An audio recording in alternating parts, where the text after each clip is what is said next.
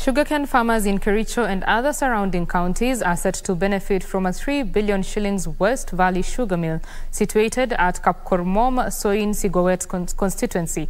The mill will have a daily capacity of up to 2,500 tons of sugar, employing over 1,500 workers, with locals being given a priority.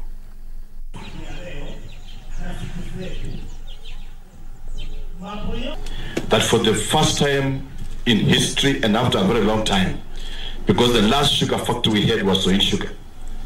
But now as a county, we have something to smile about because we are going to have our own sugar factory here in Kericho.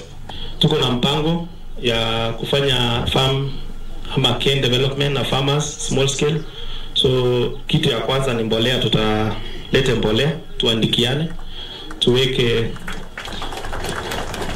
mikakati ya vile tunaweza kupatia farm inputs, tukupatie mbolea ndio tuweze kupanda miwa. Tuangalie kwa mwaka moja ile inakuja tutakuwa na miwa ambaye tumeiongeza ikuwe mingi iweze kurun email.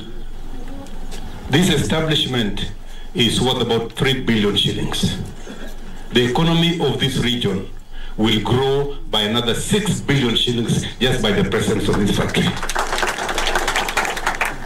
Okwe, pick up Sigowet constituency. Let's grow cane. Let's go to the farm. Let's supply this meal.